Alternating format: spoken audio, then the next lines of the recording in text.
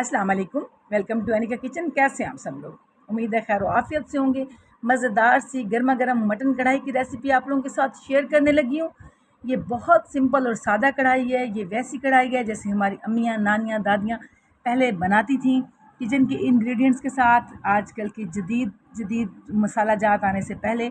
लेकिन ये लज़्ज़त में बिल्कुल भी किसी कढ़ाई से कम नहीं है। इसकी ग्रेवी को इतनी मज़े की होती है कि आप जो हैं बस खाते ही जाएंगे, खाते ही जाएंगे। बहुत ज़बरदस्त बनती है। तो इसको स्टार्ट करते हैं। 4 गिलास हमने लिया है पानी।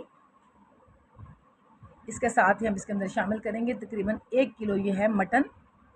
ना बहुत छोटी बोटी है ना बहुत बड़ी, जिस तरह से नॉर्मल मिलती है।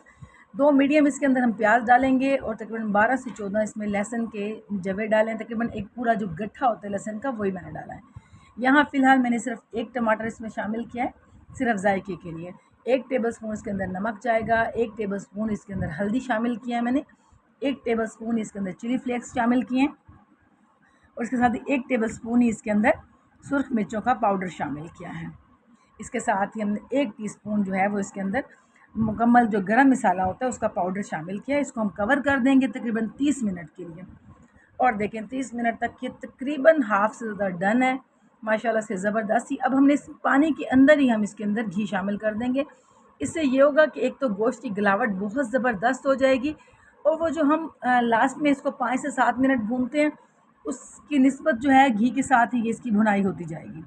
3 टेबलस्पून मैंने यहाँ टमाटो प्योरी शामिल किया, मेरे पास मौजूद थी। आप चाहें तो इसके अंदर 3 से 4 टमाटर भी शामिल कर सकते हैं, चाहे तो दही भी ऐड कर सकते हैं। इसके बाद जो है हमने इसकी सिर्फ भुनाई करनी है।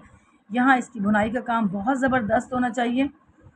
इससे ग्रेवी तो इसकी देखें पहले ही माशाल्लाह से कोई चीज़ इसके अंदर हमें नज़र नहीं आ रही, ना प्याज, ना लहसुन, ना कोई ऐसी चीज़।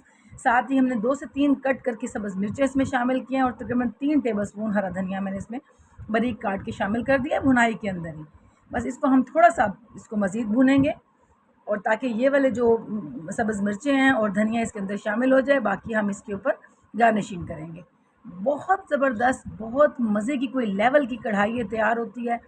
इतनी कोई पसंद की जाती है। बहुत आसानी से आप सारे बस इंग्रेडिएंट्स डालें और उसके सर पे खड़े होने की कोई ज़रूरत नहीं है। जब आप में सिर्फ भुनाई के लिए आपको 10 से 15 मिनट इसके साथ खड़े होना पड़ेगा और मेहमान कहेंगे कि क्या ज़बरदस्त कढ़ाई जो है वो आपने बनाई हुई है। बस जी, हमने इसको डिश आउट किया है। इसके साथ ही मैंने धनिया और सब्ज़ मिर्चों के साथ इसकी गार्निशिंग की है।